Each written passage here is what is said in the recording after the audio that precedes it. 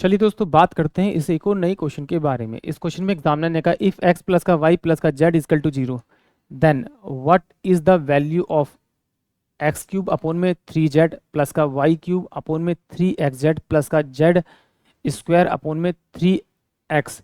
इसको सॉल्व करना और बताना कि इसका राइट आंसर क्या हुआ।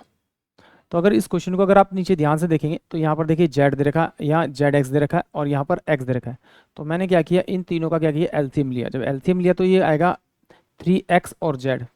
यहाँ पर मुझे x की जरूरत है तो मैंने यहाँ x से मल्टीप्लाई किया, तो x से मैंने यहाँ मल्टीप्लाई किया, तो ये मेरे पास क्या हो जाएगा x का क्यूब प्लस में यहाँ y का क्यूब एज इट इज रहेगा।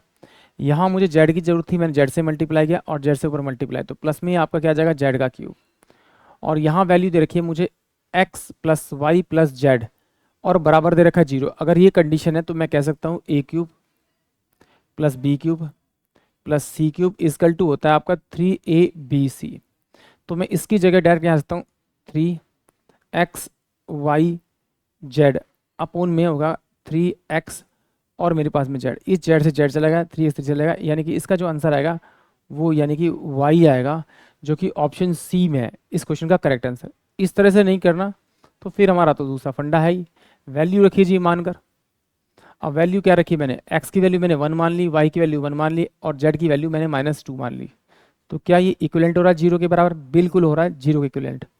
तो अब यहाँ x की वैल्यू अगर यहाँ 1 रखूँगा तो मेरे पास में क्या आएगा आपका 1, z की वैल्यू -2 रखूँगा तो ये आएगा आपका -6 प्लस का निशान, y की वैल्यू मेरे पास 1 है तो मैं 1 रखूँगा तो 1 आ जाएगा, x की वैल्यू मेरे पास 1 है, z की वैल्यू मेरे पास में इंटू में -2 है तो ये माइनस का आपका 6 आ जाएगा, प्लस का निशान लूँगा, z की वैल्यू -2 है तो यह स्क्वायर है तो यानी कि इसका 4 आ जाएगा, अपोन में x की वैल्यू कितनी 1 है तो ये मेरे पास में 3 आ जाएगा। सॉल्व करूँगा तो ये माइनस का 1/6 दे रखा है, माइनस का 1/6 दे रखा है और ये प्लस का 4 में आपका 3 दे रखा है। इन दोनों को अगर मैं ऐड करूँगा, इन दोनों को जब मैं ऐड करूँगा तो मेरे पास जो आएगा वो आएगा आपका माइनस का 2/6 और प्लस का 4/3। इससे मैं इसको काटूंगा तो ये आ जाएगा मेरे पास में आपका माइनस का 1/3 और ये प्लस का आ जाएगा आपका 4/3। ये इसकी वैल्यू हो जाएगी। इन दोनों को ऐड करूंगा तो ऐड करने पे मेरे पास आएगा 3/3 और इसको काटूंगा तो मेरे पास में कितना आ रहा है आपका 1।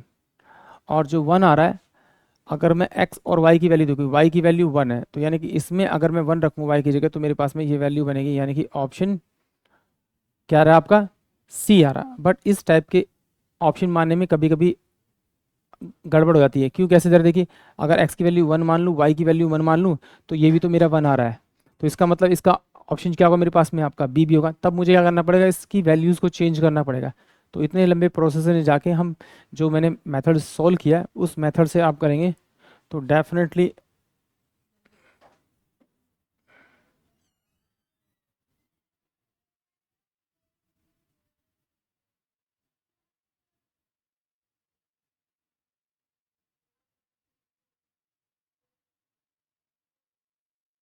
इस तरीके से करेंगे तो इस क्वेश्चन का आंसर हमेशा करेक्ट आएगा। और अगर इस टाइप में अगर आपके आंसर दो आपको मैच कर रहे हैं तो आपको फिर क्या करना पड़ेगा, इनकी वैल्यू को चेंज करना पड़ेगा। आई होप आप सभी क्वेश्चन समझ में आया होगा।